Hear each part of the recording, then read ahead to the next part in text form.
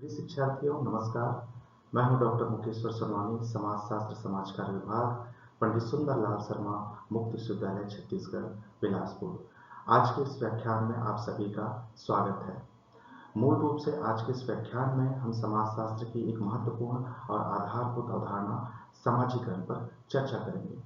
समाजीकरण की इस अवधारणा के अंतर्गत उनके सोपान और उनके सिद्धांतों को मूल रूप से समझने का प्रयास करेंगे।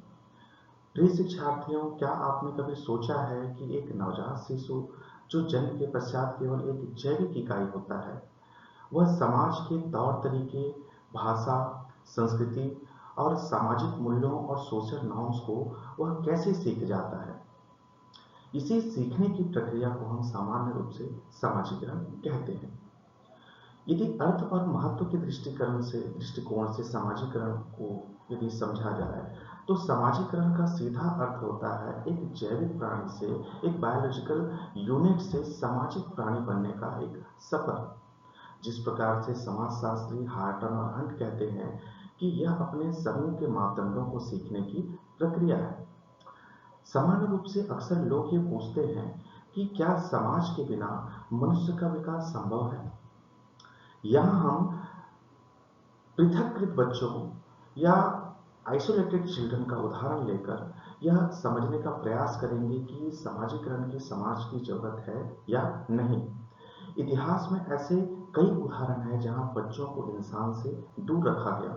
वे ना तो बोलना सीख पाए, ना ही व्यवहार करना सीख पाए। इससे यह साबित होता है कि मनुष्य के विकास के लिए केवल जेनेटिक्स नहीं, जीन्स नहीं, बल्कि एक सामाजिक वातावरण का होना अनिवार्य है। सोपान और प्रमुख सिद्धांत हमें यह बताते हैं कि यह प्रक्रिया अचानक घटित होने वाली घटना नहीं है, बल्कि अलग अलग सोपानों और अवस्थाओं से होकर के गुजरती है, जिसमें मां के स्पर्श से लेकर किशोरावस्था के सामाजिक अनुभवों तक की यात्रा शामिल है। हमारे व्यक्तित्व का निर्माण आखिर कैसे होता है, इसे समझने के लिए हम कुछ महान विचारकों के सिद्धांतों को देखना होगा। जैसे चार्ल्स कूले ने आत्मदर्पण का सिद्धांत दिया, जो हमें यह बताता है कि हम वैसे बनते हैं जैसा दूसरे हमें देखते हैं। उसी प्रकार से G.H. मीड ने मैं और मुझे का सिद्धांत दिया। उसी प्रकार सिगमंड फ्रायड ने बताया कि कैसे हमारी वास्तविक जो इच्छाएं हैं और सामाजिक नैतिकता है हमारे व्यक्तित्व को गढ़ती है। अंततः निष्कर्ष के रूप में यह कहा जा सकता है कि समाजीकरण वह नींव है जिस पर एक व्यक्ति के चरित्र और समाज की स्थिरता टिकी होती है।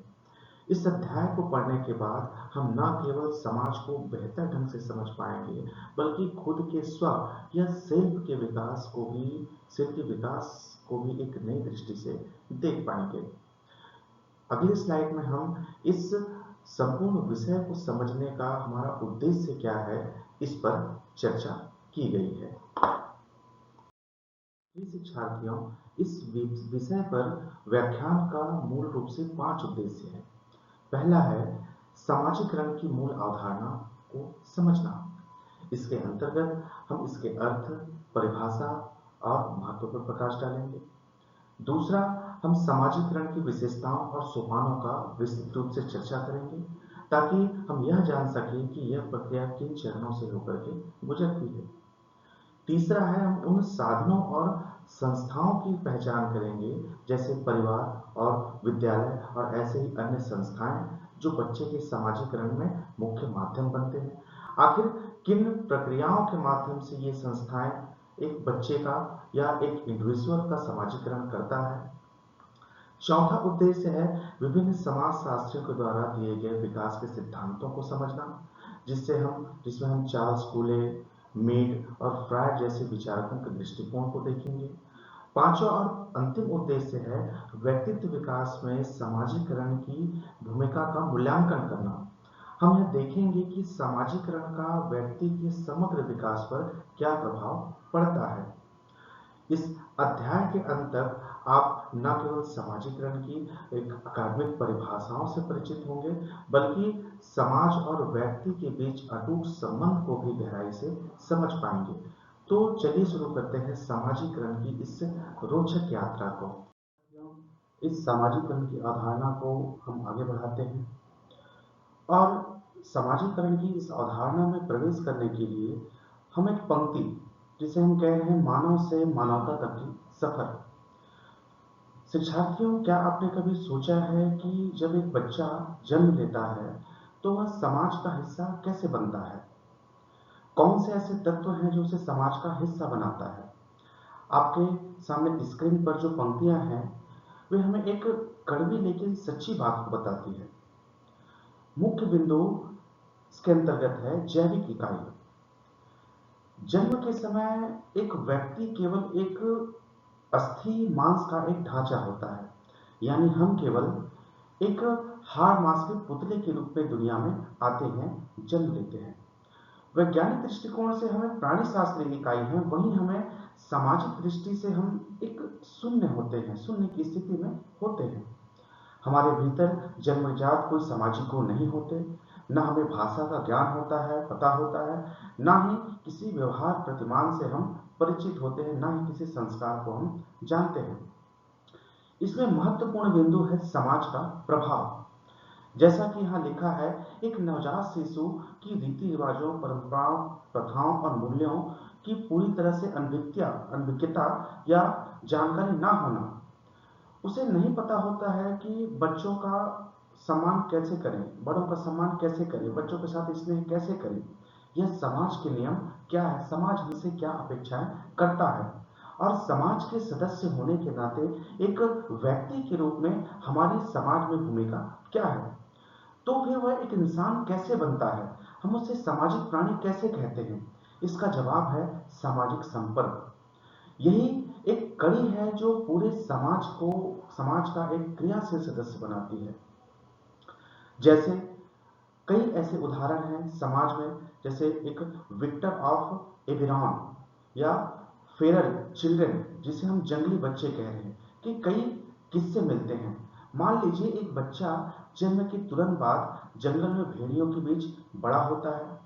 वह बच्चा शारीरिक रूप से तो इंसान है, अस्थि मांस इत्यादि से निर्मित होगा, लेकिन वह इंसानों की तरह नहीं बोल पाएगा, ना ही वह कपड़ों या रिश्तों की अहमियत समझेगा। वह भेड़ियों की तरह ही आवाज निकालेगा और व्यवहार करेगा। यह उदाहरण साबित करता है कि सिर्फ इंसान के घर में पैदा होना काफी नहीं है, जब तक समाज में अपनी संस्कृति और संस्कार उनको ना दिया जाए। हम केवल एक जैविक ढांचा ही बने रहते हैं। अंत में हम कह सकते हैं कि मानवता हमें विरासत में नहीं मिलती, बल्कि समाज द्वारा हमें सिखाई जाती है।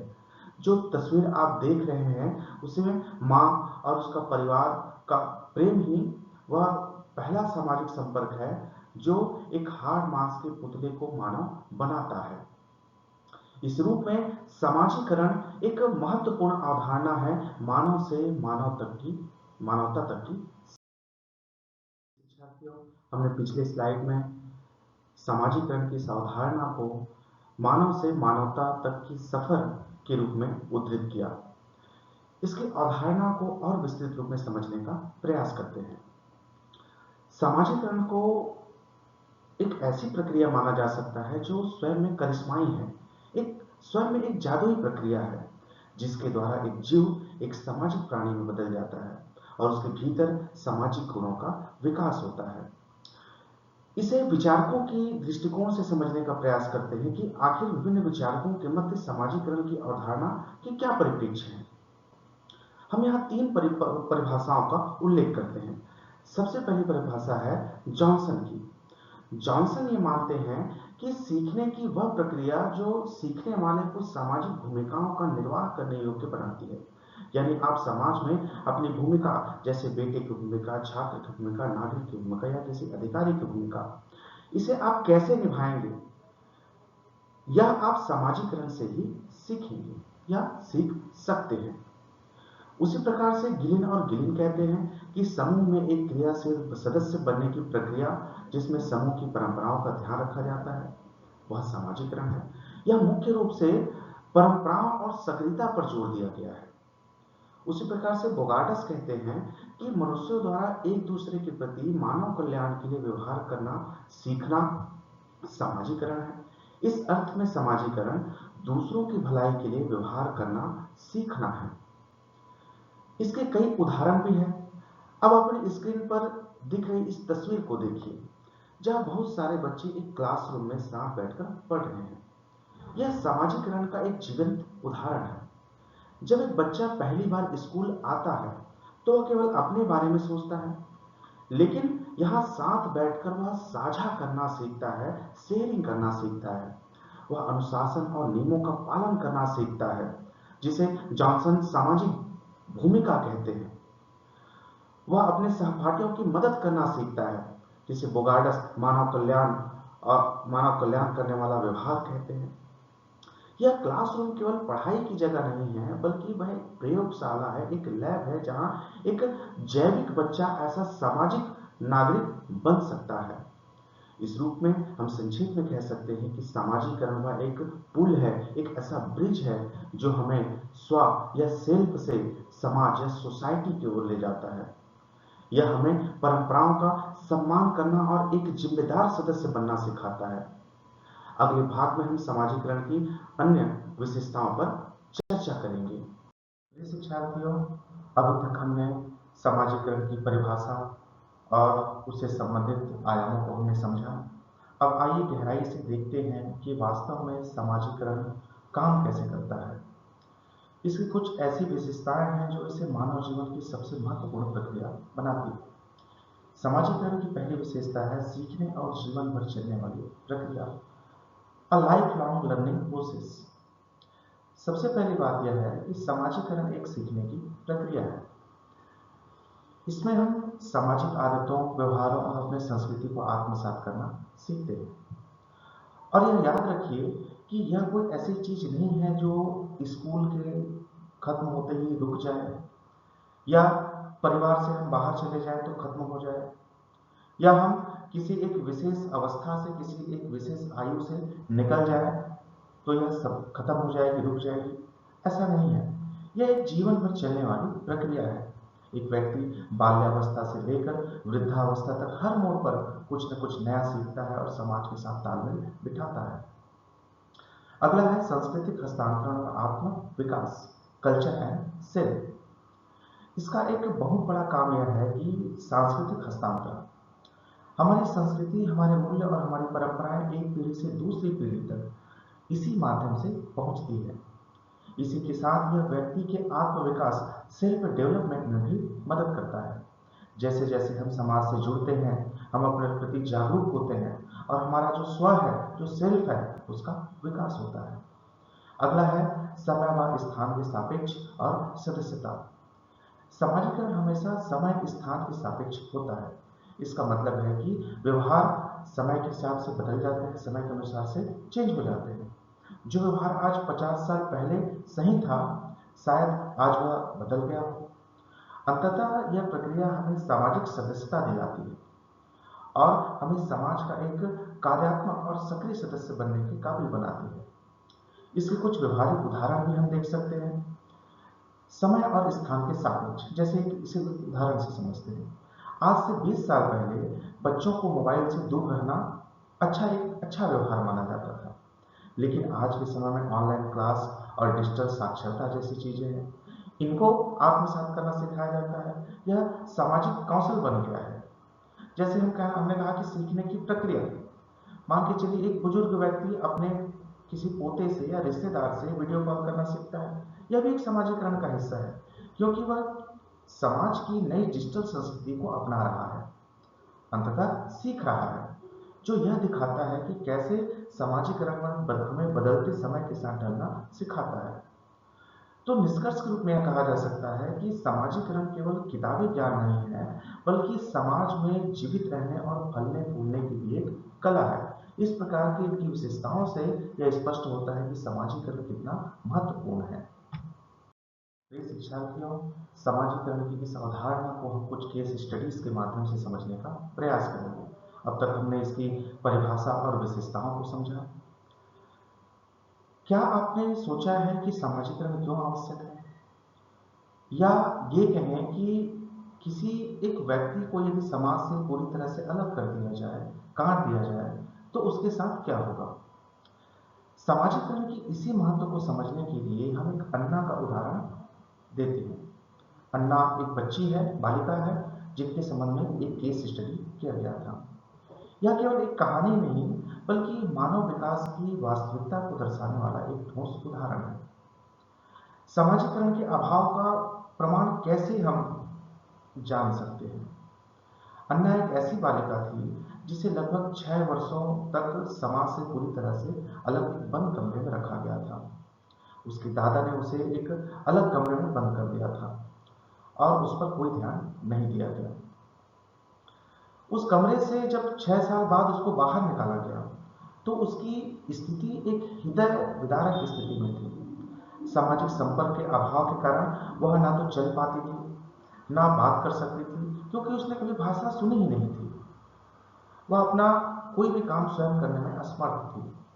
उसका शरीर पूरी तरह से छिड़ गया था, बेहद कमजोर था, भावहीन थी और निरुत्साहित थी। जब समाज के इसे संपर्क में लाया गया 6 वर्षों के पश्चात, तो उसमें एक अद्भुत, एक करिश्माई परिवर्तन उसके व्यवहार में देखने को मिला। यह कहानी यहाँ खत्म नहीं होती है। जब अन्ना को समाज के संपर्क से बाहर लाया गया, तो एक मानवीय प्रेम और शिक्षा मिला उसे समाज में, तो उसमें अद्भुत परिवर्तन दिखलाई दी। उसने धीरे धीरे मोती पिरोना सीखा, उसने रंगों को पहचानना शुरू किया, उसने मिट्टी के घरौंदे बनाना सीखा, जो उसकी रचनात्मकता को दर्शाता है। इतना ही नहीं, उसे संगीत सुनना और गुड़ियों से खेलना भी शुरू कर दिया उसने।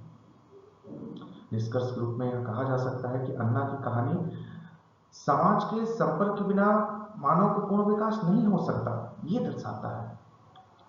अंत में हमने देखा कि सामाजिकरण ही वह प्रक्रिया है जो मात्र एक अस्थि मांस के ढांचे से एक संवेदनशील और क्रियाशील मानव बनाता है या उसमें बदलती है। समाजशास्त्र हमें यह सिखाता है कि हम जो कुछ भी आज हैं, हमारी सोच, हमारा व्यवहार और हमारा व्यक्तित्व, वह सब हमारे सामाजिक अनुभवों का ही देन है। शिक्षार्थियों, हमने अन्ना नामक बालिका के उदाहरण से ये समझा कि सामाजिकरण एक व्यक्ति के लिए क्यों आवश्यक है। सामाजिकरण की भूमिका एक व्यक्ति के जीवन में क्या है? अब हम सामाजिकरण की बात करते हैं तो बुनियादी सवाल यह उठता है कि जन्म के समय एक शिशु के पास सीखने के लिए ऐसा क्या होता है? अर्थात हम एक असामाजिकृत जीव रचना की बात कर रहे हैं।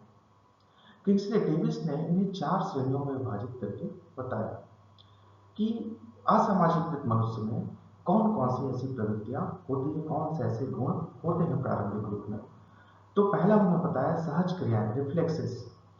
ये वे स्वचालित और अपरिवर्तनशील क्रियाएं हैं जो हमने सीखा नहीं है, बल्कि जैविक रूप से हमारे पास होती है, जैसे सांस लेना, हृदय का धड़कना, पाचन क्रियाएं, या जैसे हमारे आंखों में जैसे तेज रोशनी पड़ती है तो पलकों का स्वयं स्वतः ही झपक जाना या बंद हो जाना, ये सहज क्रियाएं हैं। दूसरा एक असामाजिक मनुष्य में होता है मूल प्रवृत्तियां, इंस्टिंक्ट्स। जन्म के समय मानव में पूर्ण मूल प्रवृत्तियां नहीं होती, बल्कि केवल उसके आंशिक तत्व उनमें मौजूद होते हैं। एक शिशु में चूसने की प्रवृत्ति, शक करने की प्रवृत्ति होती है, जिसे बाद में खाने के व्यवहार के रूप में बदला जाता है। तीसरा है प्रेरणा, ड्राइव्स। आवेग, तनाव, भूख जैसी शक्तियां, ये ही वे ऊर्जा बिंदु हैं जो सामाजिकरण की प्रक्रिया को आरंभ करते हैं, अर्थात एक आरंभिक बिंदु बनाते हैं इस प्रक्रिया को। जैसे भूख लगने पर बच्चा रोता है और फिर सीखता है कि भोजन मांगने की सही तरीका क्या है। अगला है सामर्थ्य बुद्धि, कैपेसिटी एंड इंटेलिजेंस। यह मानव का सबसे महत्वपूर्ण गुण है। यह शारीरिक सीमाओं को पूरा करता है और सीखने की वह शक्ति देता है जो पशुओं से कहीं अधिक है। जैसे भाषा सीखना, जानवरों के पास सामर्थ्य सीमित है, इसलिए वे शब्द नहीं सीख सकते, जबकि मानव बुद्धि को यह सीखने के लिए संभव बनाती है। तो इस तरह से एक असामाजिकृत मनुष्य में सहज क्रियाएं, मूल प्रवृत्तियां, प्रेरणाएं और सामर्थ्य बुद्धि के कारण ही उनका सामाजिकरण होता है। इसके पश्चात हम सामाजिकरण से संबंधित मूल सिद्धांतों को समझने का प्रयास करेंगे। यह सिद्धांत हमें यह बताता है कि सामाजिकरण की प्रक्रिया आखिर कैसे संपन्न होती है, या एक सामाजिकरण कैसे कार्य करती है। तो सबसे पहला एक सिद्धांत आता है C.H. कूले का, चार्ल्स कूले का आत्मदर्पण सिद्धांत, लुकिंग ग्लास सेल्फ थ्योरी, जो कि आत्मचिंतन और सामाजिक धारणा पर आधारित है। कूले का मानना है कि हमारा जो स्व है, जो सेल्फ है, समाज का एक प्रतिबिंब है। हम दूसरों की आंखों में अपनी छवि को देखते हैं और उसी के आधार पर अपनी धारणा बनाते हैं। इसके 3 चरण हैं। पहला, हम कल्पना करते हैं कि दूसरे हमें कैसे देखते हैं। हम उसके निर्णय की कल्पना करते हैं और फिर गर्व या ग्लानि महसूस करते हैं। उदाहरण के रूप में, यदि एक बच्चा कोई पेंटिंग बनाता है और उसमें शिक्षक कहते हैं कि तुम बहुत अच्छे कलाकार हो, तो बच्चा खुद को एक कलाकार के रूप में देखना शुरू कर देता है। इसके विपरीत, यदि उसे बार बार आलोचना मिले तो वह खुद को अक्षम मानने लगेगा। यही चार्ल्स कूले का आत्मदर्पण का सिद्धांत है। इसके पश्चात एक सिद्धांत प्रस्तुत करते हैं G.H. मीड, सामाजिक अंतःक्रिया का सिद्धांत, जो मुख्य रूप से भाषा और मैं और स्व की भूमिका पर आधारित है। मीड के अनुसार आत्म का विकास या डेवलपमेंट ऑफ द सेल्फ सामाजिक अंतःक्रिया और संचार के माध्यम से होता है। उन्होंने मैं या आई और स्व अर्थात मी की अवधारणा को प्रस्तुत किया। मैं व्यक्ति का स्वाभाविक और अनियंत्रित रूप है, जबकि स्व वह है जो समाज की अपेक्षाओं को समझता है। इसे एक उदाहरण से समझते हैं। एक बच्चा जब खेल के मैदान में होता है तो वह दूसरों की भूमिका निभाना सीखता है, जैसे डॉक्टर, पेशेंट आदि का खेल खेलता है, मम्मी पापा बनकर खेल खेलता है। इस खेल कूद के माध्यम से वह समाज के नियमों को समझना शुरू करता है, एक व्यक्ति के व्यवहार को समझना शुरू करता है और अपनी सामाजिक पहचान बनाता है। उसी प्रकार से सिगमंड फ्रायड ने एक मनोवैज्ञानिक सिद्धांत प्रस्तुत किया, जो व्यक्तित्व के आंतरिक संघर्ष पर आधारित है। फ्रायड ने व्यक्तित्व के विकास के लिए 3 तत्वों के बीच संतुलन को महत्वपूर्ण माना: इड, ईगो और सुपर ईगो। इड हमारी बुनियादी इच्छाएं होती है और सुपर ईगो हमारे नैतिक मूल्य हैं, और ईगो इन दोनों के बीच संतुलन को बनाता है। जैसे उदाहरण के लिए मान लीजिए आपको भूख लगी है और सामने किसी और का खाना रखा है। आपको ईड कहेगा कि इस भोजन को तुरंत खा लो, और वहीं आपका सुपर ईगो कहेगा कि दूसरे के खाना को खाना या चोरी करना पाप है। अंत में आपका जो ईगो है फैसला करेगा कि मैं अपना खाना खुद खरीदूंगा या अनुमति देकर के उस खाने को खाऊंगा। इस उदाहरण के माध्यम से फ्रायड के सिद्धांत को समझा जा सकता है। उसी प्रकार से एक और विद्वान है हेराल्बोस। उन्होंने संस्कृत अधिगम पर आधारित सिद्धांत को प्रस्तुत किया गया कि सांस्कृतिक पर्यावरण का प्रभाव कैसे पड़ता है। हेराल्बोस का तर्क है कि सामाजिकरण मुख्य रूप से अपनी संस्कृति को सीखने की प्रक्रिया है। लोग अपने समाज की मान्यताओं, मूल्यों और मापदंडों को सीखकर ही सामाजिक रूप से विकसित होता है। मान के चलिए एक भारतीय समाज में पला बढ़ा व्यक्ति भोजन के लिए हाथों का उपयोग करना या बड़ों का अभिवादन करना, झुकना सीखता है, क्योंकि यह उसकी संस्कृति का एक हिस्सा है। यही व्यक्ति यदि किसी अन्य संस्कृति में होता तो वह वहां के सामाजिक मापदंडों को अपनाता और उन्हीं के अनुसार से वह व्यवहार करता। तो इन सिद्धांतों के माध्यम से हमने समझा कि सामाजिकरण की प्रक्रिया आखिर कैसे संपन्न होती है। प्रिय शिक्षार्थियों, हमने सामाजिकरण की इस अवधारणा को उनके विभिन्न आयामों के माध्यम से संपूर्णता में समझने का प्रयास किया। अब तक हमने इनकी अर्थ, परिभाषा, उससे संबंधित सिद्धांत और एक असामाजिकृत मनुष्य की जो जीव रचना है और अन्ना नामक केस स्टडी के माध्यम से समझने का प्रयास किया। यहाँ सबसे महत्वपूर्ण बात यह है कि जो हमें याद रखनी चाहिए वह यह है कि सामाजिकरण की प्रक्रिया कभी समाप्त नहीं होती है। यह जन्म से लेकर मृत्यु पर्यंत चलने वाली एक प्रक्रिया है, यानी पूरे जीवन भर चलती है।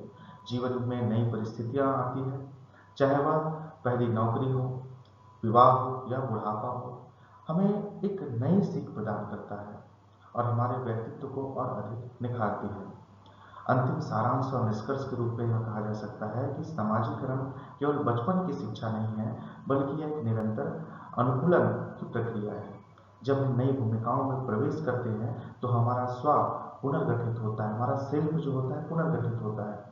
शारीरिक क्षमता इस समाजीकरण में सिखाता है कि अपनी शारीरिक शक्तियों का उपयोग समाज की भलाई के लिए कैसे करें।